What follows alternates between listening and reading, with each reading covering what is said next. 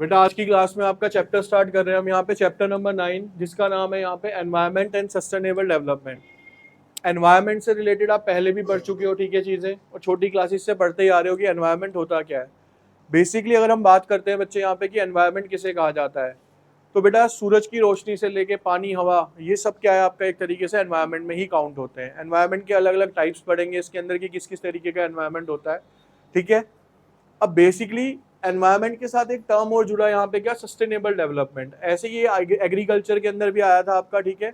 Sustainable का मतलब होता है कोई भी ऐसा डेवलपमेंट जो सस्टेन रहे। सस्टेन का मतलब क्या होता है, यहाँ पे सपोज करो आपके फर्स्ट टर्म के अंदर आ गए 80%, सेकेंड टर्म में आ गए 50, फिर आए 70, फिर आए 30, तो ये सस्टेनेबल नहीं कहलाएगा। सस्टेनेबल क्या कहलाएगा कि एक बच्चा है on an average her term में वो 80 से 85% के बीच बीच में लेके आता है, तो हम कहेंगे कि इस बच्चे का रिजल्ट जो है वो क्या आ रहा है, सस्टेनेबल आ रहा है। तो सस्टेनेबल डेवलपमेंट का मतलब है कि एनवायरनमेंट या इकोनॉमी को इस तरीके से डेवलपमेंट करना जो रेगुलर सस्टेन बना रहे, यानी कि आज तो हो गया और अगली बार क्या हो गया, वो बिल्कुल खत्म हो गया, ठीक है। अब एक एक करके इसमें पढ़ेंगे, अच्छा चैप्टर है ये, समझने वाला। कहते हैं एनवायरनमेंट होता क्या है बेसिकली, कहते हैं environment is defined as the total planetary inheritance and all resources. देखो प्लेनेटरी इनहेरिटेंस को अगर नॉर्मल शब्दों में हम बात करें ना, जो भी हमें गॉड गिफ्टेड है वो सारा का सारा क्या एक तरीके से आपका एनवायरनमेंट का ही पार्ट बनता है। चाहे फल फूड, खाना पीना, पेड़, जितना कुछ है ये सब क्या है बेटा, हमारा एनवायरनमेंट का ही एक plant. It includes all the biotic and abiotic element that interact with one another, while all living elements, birds, animals, plants, forests, fisheries and so on are biotic. Abiotic क्या होते हैं, elements include air, water, soil and so on. मतलब basically कह सकते हैं जो जीव जंतु है जिसमें लाइफ है वो सारे बायोटिक कहलाते हैं। जिनमें लाइफ नहीं है इवन वो लाइफ देते हैं। अगर हम बात करें सन की या हम बात करें एयर की तो वो आपको लाइफ प्रोवाइड करते हैं। ये सारे क्या है बेटा, एक तरीके से एबायोटिक कहलाते हैं। कहते हैं therefore the environment encompasses all the conditions, resources or a natural factor that have an impact on a human life and existence।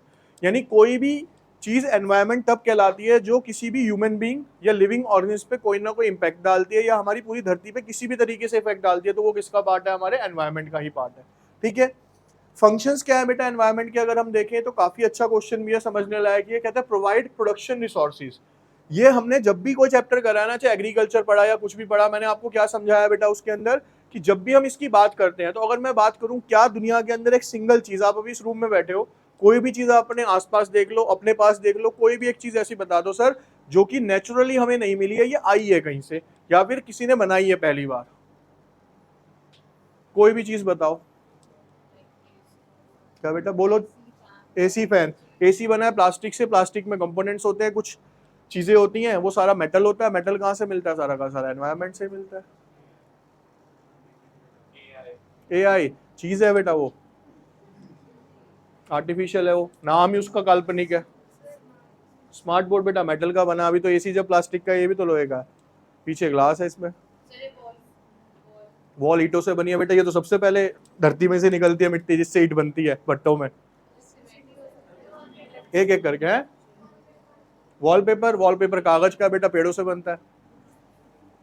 नहीं देखो मजाक का भी है लेकिन ये सोचने वाला विषय भी है कि क्या इंसान कहता है कि हम बहुत कैपेबल हो गए, हमने बहुत ज्यादा डेवलपमेंट कर लिया कि कोई भी एक ऐसी चीज है जो हम without the help of nature बना सकते हैं। सर बेवकूफ, मतलब छोड़ो, है ना। बाकी कोई ऐसी चीज है सर जो हम without the help of nature बना सकते हैं, नहीं है सर। कोई भी चीज आप उठाओगे ना बेटा एनवायरनमेंट में, कपड़े, खाना पीना, ये सब कहीं ना कहीं हमारे पास कहाँ से आता है बेटा, नेचर से ही प्रोवाइड किया जाता है। कोई ना कोई उसका एक रिसोर्स है जो उसमें लगा हुआ होगा, एड ऑन होगा, ठीक है।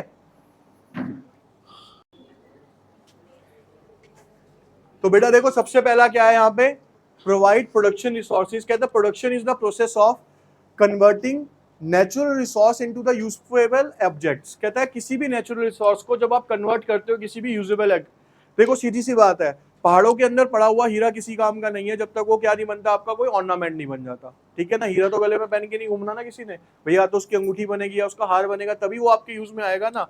कोई भी आप चीज उठा लो, कोयला आप डायरेक्टली नहीं यूज करोगे, या तो उससे खाना बनाओगे या उससे बिजली बनाओगे। तो जितने भी नेचुरल रिसोर्स हैं बेटा वो कन्वर्ट किए जाते हैं किसके लिए, कि हमारे काम आ सके। कहता है renewable and non renewable resources are two type of resources supplied by. देखो यहाँ पे लिखा है रिन्यूएबल सोर्सेज क्या है, resources which are never exhausted और depleted with their continuous use water and land.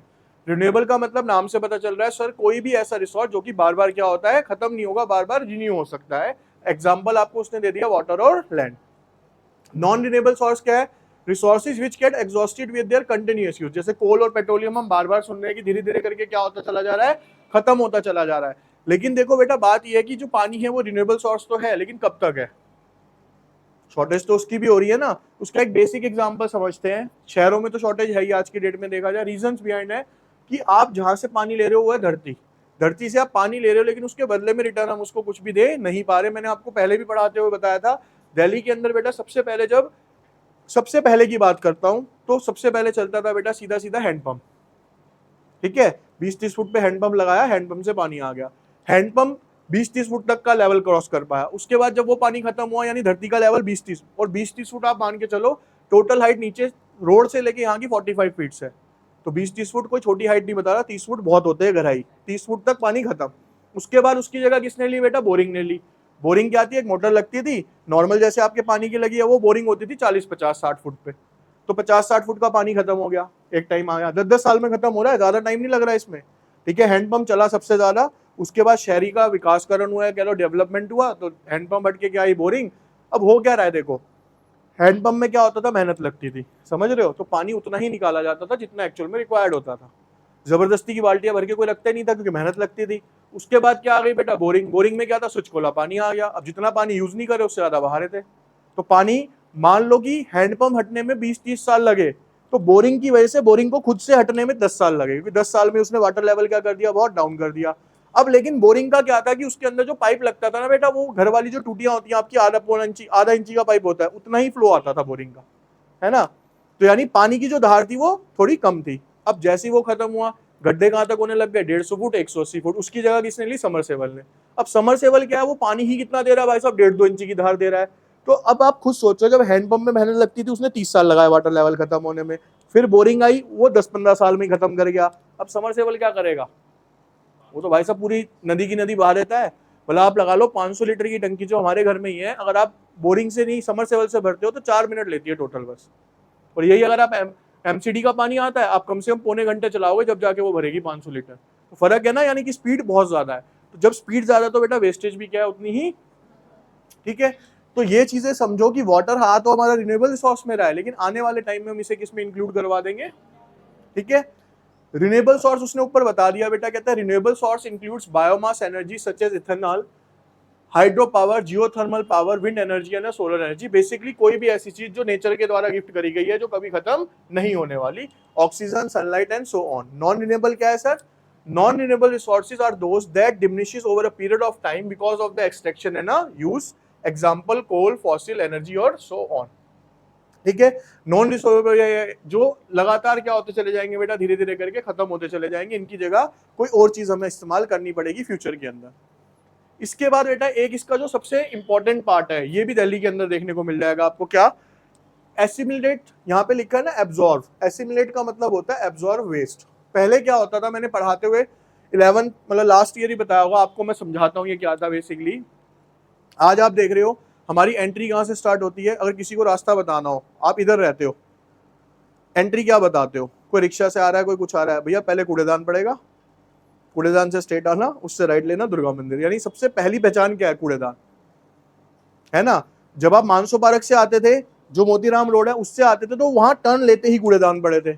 DDA flats में डिस्पेंसरी के सामने कूड़ेदान पड़े हैं, जनता होटल के सामने कूड़ेदान पड़े हैं। तो यानी मेन पहचान क्या हो गई?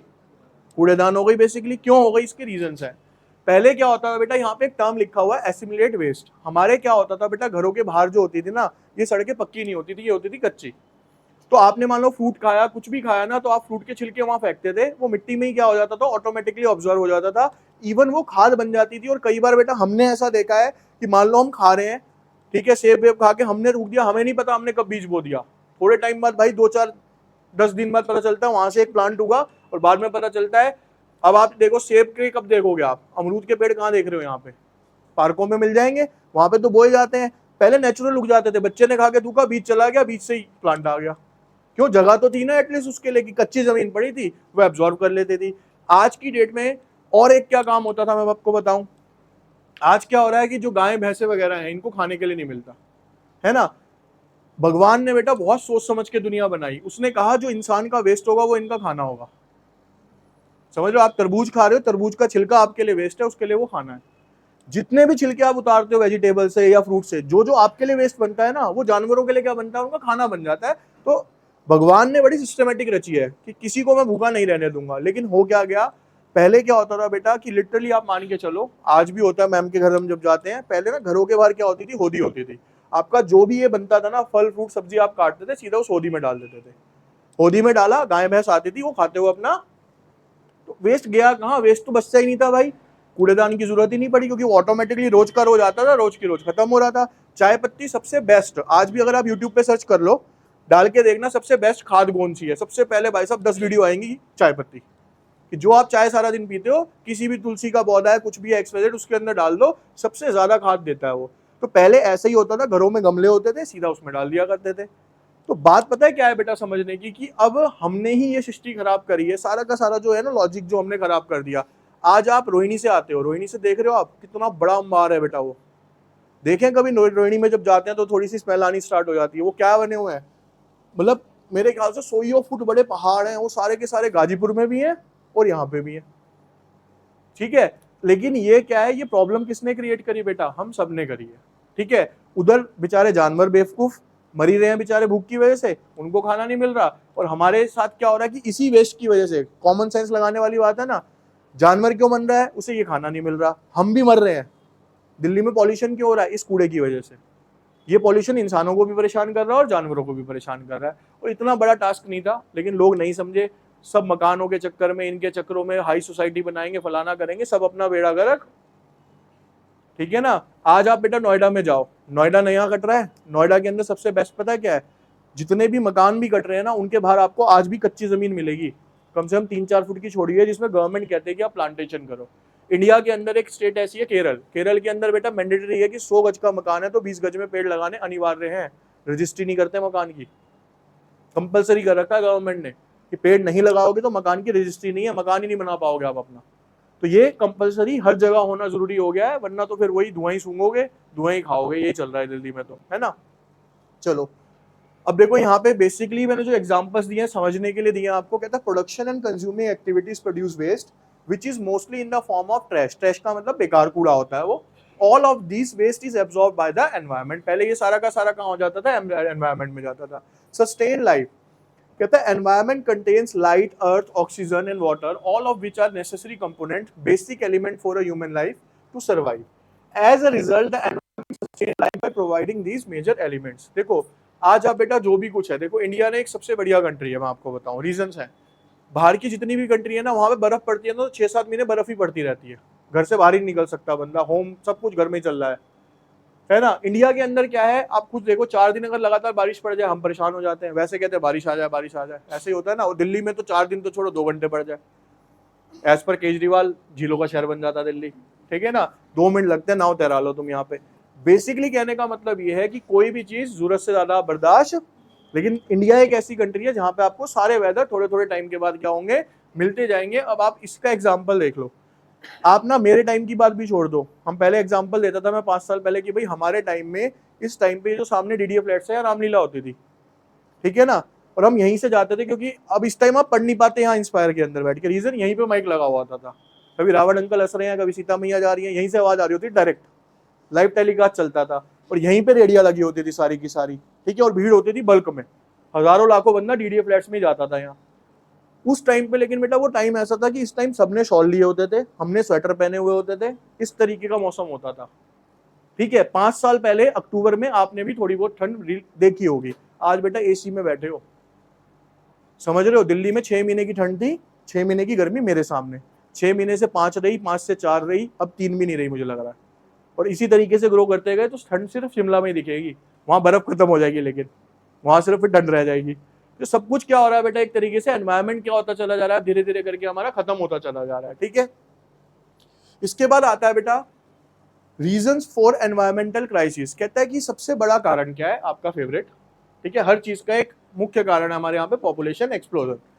कहता है an advent of industrial revolution. देखो सबसे बड़े जो इंडस्ट्रियल रेवोल्यूशन हो रहे हैं ना बेटा, ये सबसे बड़ा कारण बन रहे हैं किसका, यहाँ पे एनवायरमेंट को खत्म करने का। कहता है the industrial revolution and the population explosion have raised the demand for the resources from the environment. But their supply is limited due to the overuse and the misuse. कहता है जितना भी revolution आ रहा है ना बेटा, उसकी वजह से हम क्या कर रहे हैं, देखो अभी इन्होंने एक एग्जाम्पल दिया था कि सर ईंटें, ईंटें बेटा बनती कहाँ से है? आपको पता है पूरे मकान में एक सिंगल चीज ऐसी नहीं कह सकते आप कि जो नेचर ने ना दी हो। मैं एग्जांपल दे देता हूँ, ईंटें बन रही हैं, लाल मिट्टी होती है, अंदर से निकलती है धरती के। उसके बाद आ जाओ किसके ऊपर, रेता। रेता लगता है ना भाई, रेता कहाँ से आता है? जितनी भी नदियों के इलाके हैं वो सारे रेतीले इलाके हैं, वहां से रेत लेके आते हो खोद के, उसे माइनिंग बोलते हैं, इलीगल है। गवर्नमेंट ने स्ट्रिक्टली बैन रखा जमुना जी के किनारे इसको करने पे। बदरपुर धरती से मिलता है। बदरपुर कहाँ से आता है मैं आपको बताऊं, जो पहाड़ होते हैं, पहाड़ों को काटा जाता है, उसे मशीन में डाला जाता है, यानी पहाड़ों का आटा बनाते हैं हम बेसिकली। वो जो बनता है वो क्या बनता है बेटा, आपका बदरपुर बन जाता है। ठीक है, कंक्रीट भी उसी का पार्ट होती है, पहाड़ों को कट के बनती है। लोहा आ जाओ, आयरन तो है ही क्या, एक मेटल है, वो कौन दे रही है हमें, धरती दे रही है। तो यानी सब कुछ कहाँ से आ रहा है? अब आप ये सोचो, जब हमें इतनी बड़ी बड़ी बिल्डिंगें बनानी है तो उतना ही, जितना आप ऊपर डेवलप हो रहे हो ना बेटा, उतना ही धरती को क्या कर रहे हो, खोखला कर रहे हो। आप ये मान के चलना, चांदनी चौक का जो आपका मेट्रो स्टेशन बना हुआ है, सबसे डीप माना जाता है इंडिया, दिल्ली के अंदर सबसे गहरा है वो चांदनी चौक वाला। आप खुद सोच के देखो बेटा, अगर आप उसके टॉप पे खड़े होकर देखो नीचे तक की गहराई कितनी है, यानी इतना एरिया खोदा गया होगा, धरती को इतना खोद दिया गया।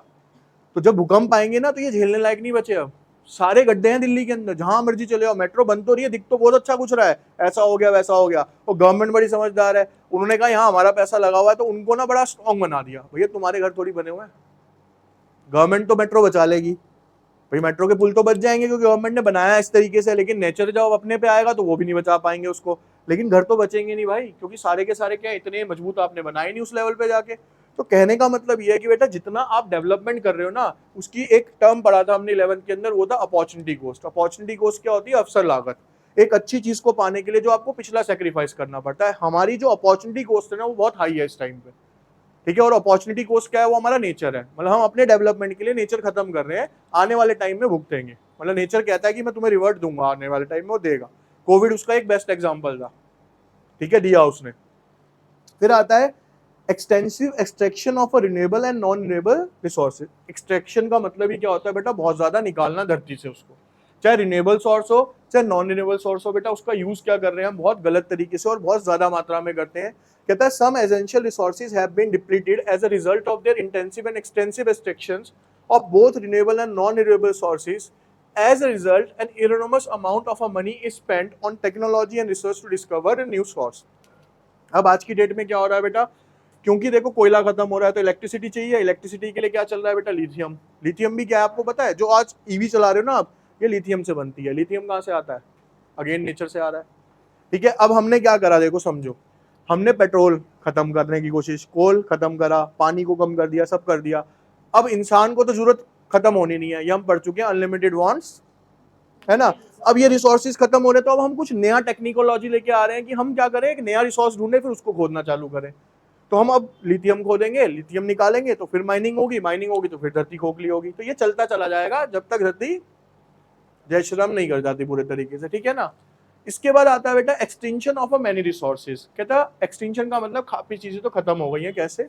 The rapid extinction of many resources combined with the constant increase in the population has resulted in a global environmental crisis. कहता है कुछ चीजें धरती से खत्म हो चुकी हैं और लगातार पॉपुलेशन क्या होती चली जा रही है बेटा? वहां की बढ़ती चली जा रही है, जो एक सीरियस प्रॉब्लम बना हुआ वर्ल्ड वाइड। हमें लगता है बेटा दुनिया में सिर्फ यही है कि पॉलिटिक्स है, पढ़ाई है, लिखाई है, ऐसा नहीं है। जो हमारे साइंटिस्ट है ना बेटा, वो आज से आने वाले 20-50 साल के लिए आज प्रेजेंट में काम करते हैं कि आने वाले समय के अंदर अगर ऐसा होगा तो लोग धरती पे कैसे रह पाएंगे। ठीक है, और रहना इतना ईजी नहीं हो पाएगा। अभी का बेसिक इसी साल का हम बेस्ट एग्जांपल देखें, जब टेम्परेचर 56 डिग्री गया था, हर न्यूज चैनल ने दिखा दिया था कि 60-62 एक ह्यूमन बॉडी नहीं झेल पाएगी घर से बाहर निकल के। 56 ही नहीं झेला जा रहा था बेटा, है ना। और अक्टूबर के अंदर, मिड ऑफ अक्टूबर आ जाएगा और मिड ऑफ अक्टूबर के अंदर आप दिन के अंदर लगभग 40-45 डिग्री टेम्परेचर में हो, अच्छी खासी तेज धूप पड़ रही है आज भी। तो ये क्या है? ये नेचुरल, बेसिकली क्या है, ये एनवायरमेंटल क्राइसिस का ही एक पार्ट है जो आगे आने वाले समय में बढ़ेगा। Pollution due to the development. कहता था development process has polluted the atmosphere and waters and there is a decline in air water quality. 70% of the water in India is polluted. 70% भाग क्या है पानी का? वो जो पॉल्यूटेड है। It has resulted and increase in the incidence of a respiratory and water borne disease. इससे क्या हो रहा है बेटा? वाटर बॉर्न डिजीजेस बढ़ रही है, रेस्पिरेटरी प्रॉब्लम्स बढ़ रही है, सांस लेने में दिक्कत आ रही है, ये सब दिक्कतें इसकी वजह से बढ़ती चली जा रही है। ठीक है, कहता है what elements are considered non renewable resource, इसमें से बेटा नॉन रिन्यूएबल कौन सा है? बी, कोल और fossil. How does the environment manage waste from the production and consumption activity? C, by absorbing and assimilating waste. Which of the following is not an essential element provided by the environment for the human survival? Electricity, है ना भाई, बाकी तो सब कुछ किसने दिया है? नेचर ने, इलेक्ट्रिसिटी नहीं दी। What is one of the consequence of the rapid extinction of many resources as mentioned in the data? क्या दिक्कत आएगी इससे? C, a global environmental crisis. What is the primary cause of pollution mentioned in the data? सबसे ज्यादा pollution का क्या कारण है बेटा? Industrial revolution. अभी पढ़ा था ऊपर कि सर जो लगातार इंडस्ट्रीज बढ़ती चली जा रही हैं, ये क्या कर रही हैं, एक तरीके से आने वाले समय में क्या करेंगे, हमें प्रॉब्लम देंगी। अब यहाँ पे बेटा देखो